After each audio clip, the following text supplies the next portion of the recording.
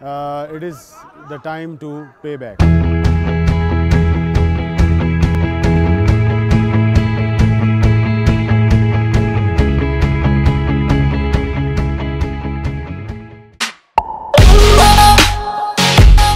Assalamu alaikum everyone, welcome to That's the Point, and this is Shoaib Farooqi. I welcome you all again, and this is the part 2 of my previous video, which was being praised a lot in last 2 or 3 days especially, and I have received a lot of messages from you, and it is one of the most pertinent topic being discussed these days all around the world.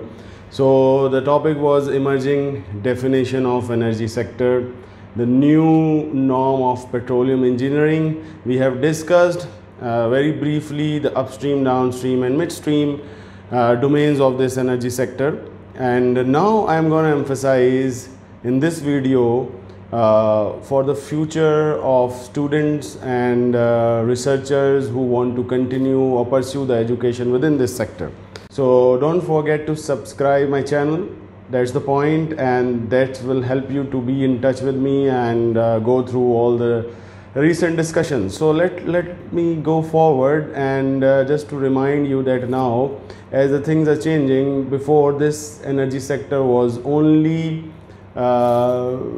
relevant or pertinent to the discussion of hydrocarbon exploration only, and then it's refining, and then its transportation, and then marketing. So what we have discussed that now the energy mix all around the world is being diversified, so we need to look number of energy resources and combine them into one dynamic circle of new energy mix. So if we talk about the imbalance in the energy sector, or especially in the petroleum sector, it was being done because of the US, which was the biggest importer, biggest consumer in last 3-4 decades. They have become the biggest producer, and they have stopped importing oil. On the other hand, Middle Eastern countries continue to pump oil, and due to the emerging economy in the far eastern side of the world, China, which become the the most growing economy, India has become the most growing economies are all around the world. They have switched the consumption mechanism, and they have started consuming lots of oil, start buying lots of oil, and then the producer, which is on the left side of the map of the world is in front of me, they have keep on pumping, and before the buyer, they were selling it to the upward countries. Now they have to sell it to towards the rightwards countries, which are China, India and other far eastern countries. So because of this demand, lots of logistic being involved, and the price were renegotiated. The oil prices were very unstable since last 3 years. And now other countries, especially Europe, Russia and other countries in the Far East as well, they have started thinking that due to this imbalance, they should plan their economic activities on renewables. So there is a lot of hype being given to the renewables, and the energy mix started being diverse, and there were a lot of emphasis on solar, a lot of emphasis on biogas, a lot of emphasis on hydro. So this energy mix continue to be diversified. So because of this scenario, which I have just briefly explained, there is a lot of change in demand of human resource as well. Because, like for example, in Middle East, there is a lot of exploration and production activities are going on. But in the far eastern countries, China, India, Pakistan and other countries, there is a lot of consumption being done, transportation being done as far as the hydrocarbons are concerned. If you go to the Europe, there is a lot of emphasis on renewables. There is a lot of emphasis on recycling. There is a lot of emphasis on taking a lot of byproducts from the hydrocarbons and then you're reutilizing them, and there is a lot of being said and a lot of being done. So the as far as the human resource are concerned, and as far as the professionals are concerned, and as far as the new students are concerned, as I have told you in the last video, you need to start thinking differently. So how this thought process should be continued, I will, in next few 3 slides, I will enable you to think differently, and I will give you a lot of food of thought to decide what you're going to be doing in next 3-5 years. So now, thanks to some of my colleagues, some of my students who have helped me preparing this data, gathering this data, I am showing you the first slide in this presentation, and I am going through the lines. This slide shows you the petroleum engineering curriculum, which is being compared between different entities. Like on my left, first I have taken curriculum which is being offered from Society of Petroleum Engineers. You can see they have divided that into core courses and elective courses. So I will not go into the core courses. Let me just emphasize on few of the elective courses. You can see they are emphasizing on natural gas engineering. They are emphasizing on advanced petroleum engineering. They are emphasizing on reserve estimation. They are emphasizing on artificial lift, surface facilities, applied reservoir characterization, deep water drilling. And there are few other electives at the bottom: data analytics, operation research. So these are some of the new subjects which are being added in the petroleum curriculum. And if I take an example of University of Petronas, you can see what they are offering as elective courses. They are offering minor in entrepreneurship. They are offering minor in international relations. So what is a petroleum engineer used to do with these subjects? So this is the thought process I am referring to in my videos, that people are now thinking that they need to equip the future generation with new methodologies, new subjects, so they can think as a holistic viewpoint and see this energy mix evolving into more diversified wheel of energy resources. Okay, so now going through a lot of scenarios, let us be very specific about Pakistan, because I'm worried about and concerned about the future students who are pursuing their careers in energy sector, and especially the petroleum engineers, because we are producing a lot of petroleum engineers. The demand is not there. The petroleum engineers being produced are come with a specific mindset, and it's very difficult to transform them into someone who will be working in midstream and downstream. So Pakistan in last 3-4 years been very much active as an importing country for hydrocarbons. Before we were only importing oil, but in last 4-5 years we have started importing gas as well. And today, as I speak, 21st of September 2021, the current gas production in country went down to around 3 BCF a day, which was used to be 6 months back 4.2 BCF a day. So there is a sharp decline. Exploration activities are on the decline, and we have increased our imports. So when we import these hydrocarbons, we will not gonna search for them, or currently not going searching for them very actively. So the new petroleum engineers, new professionals who are not enabling their thought process to get out of this conventional upstream business, they will be standing nowhere. So that's why I am concerned. So now see what NAD University is offering. This is my slide number 2. They are offering quite similar courses which are considered to be core courses in the Society of Petroleum Engineers curriculum. And there is not much emphasis on midstream and downstream. You can see petroleum refining engineering, one of the subjects. Petroleum production economics is one of the subject. Natural gas engineering is one of the subject. But there is a lot of emphasis on drilling, reservoir and conventional petroleum geology. And now if you see on the right side of this slide number 2, you can see the curriculum being proposed by Higher Education Commission of Pakistan.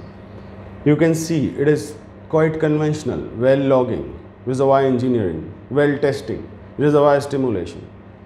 There is only 2 subjects, petroleum economics and petroleum refining engineering, at the end of this list, which I could consider to be irrelevant to what I have been discussing in this video. So if we are producing engineers who are not in line with the emerging trends all around the world, we will be in a bind. So let's move to slide number 3. In slide number 3, I have taken and gathered data of different universities and figure out what are the courses in demand all around the world right now. So data analytics, big data analytics, in petroleum engineering curriculum, in energy sector curriculum, data mining, data science and methodology. So they are teaching petroleum engineers, chemical engineers, mechanical engineers these subjects. Unconventional hydrocarbons and energy resources. What is tight sands? What is coal bed methane? What is shale gas? In engineering project management, they are teaching contract management, procurement estimations, they are teaching operation management, project scheduling and control. This is the way forward, and this is related to how you as a professional, as an early career professional student, or as a seasoned professional even who are at a decision making role, need to think that how you need to change the way you have been working, you change the way you have been thinking. Because if we all don't think differently, we are not going in the right direction. So this emerging definition of energy sector need some more thought process. Okay, slide number 3 in my presentation, and I take my discussion to the conclusion.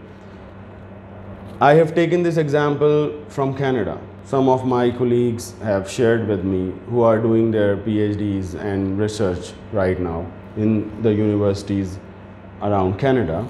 And you can see that they are changing the definition of petroleum geology, petroleum engineering, considering their challenges. They have challenges of oil sand reservoir, one of the largest reservoir in Canada, mining of oil from sands, its environmental impact and EOR technology.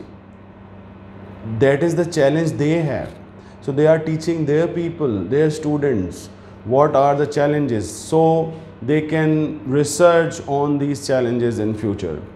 One of the famous SAGD, steam assisted gravity drainage, that requires drilling and exploitation expertise from engineering point of view. Tight oil consortium with University of Calgary is being made. They have a team of researchers who work with models and oil and gas flow at micro and nano scales. See how they are thinking. And these universities, actually what I say, these universities should be the incubator centers for research and development. They just should not be the factories of producing engineers, professionals. They should produce professionals who are in line with our challenges. So what are the challenges hand in Pakistan? And I've told you that we have switched to very rapidly towards down and midstream and downstream of this sector. Our energy mix wheel is being diversified. We are adding solar, we are adding hydro, we are adding nuclear, we are adding biogas. And our students and professionals should be aligned with this current. Move on to another slide. I give you a little perspective on what's going on in Australia. Australia has not been very famous for hydrocarbon exploration. They are very famous about mining. We have a company, BHP, who were in Pakistan, and I have a chance to work with their professionals, and they have told me that there is a lot of mining being done in Australia. Right now on your screen, you can see what are the challenges they have to solve. They have to solve the hydrogeological analysis of the state before and after hydrocarbon production or mineral mining, because they have a lot of water streams flowing above the reserves. unleash the geological challenges of the basin studies or for the coal seam gas. Okay, carbon sequestration projects are also common, connecting large basin of petroleum reservoirs through complex stratigraphic frameworks and sedimentary analysis. These are their challenges. They are thinking out of the box. They are thinking that how they should ensure energy security in the future. They are not focusing on higher imports of energy resources. So that's why they have engaged the universities, and E&P companies are collaborating and doing projects for maintaining water levels, to study water streams, and to see how they can enhance the production from their current reservoirs, and they can ensure energy security for the nation. So the universities, the academia, and the industry have to collaborate together in order to address the challenges in our country as well. So let me summarize what we need to do. We need to start thinking in a holistic way that our petroleum engineers, the energy professionals, need to learn gas processing. They need to learn gas pipeline management. They need to learn corrosion monitoring. They need to learn the complete financial analysis of a gas plant which is being constructed near a gas field. What should be the return on investment? The students should be taught courses of finance management, asset management, return on investment. They should be taught natural gas engineering, process engineering. They should be taught LPG management. They should be taught LNG transportation, LNG purging, pressurizing. They should, the curriculum should be revised, and there should be a lot of emphasis on midstream and downstream and renewables. We should look into ways that how we train our professionals in midstream and downstream. So thank you very much for your attention. I really look forward for your views and feedback, and stay in touch with That's the Point. Allah Hafiz.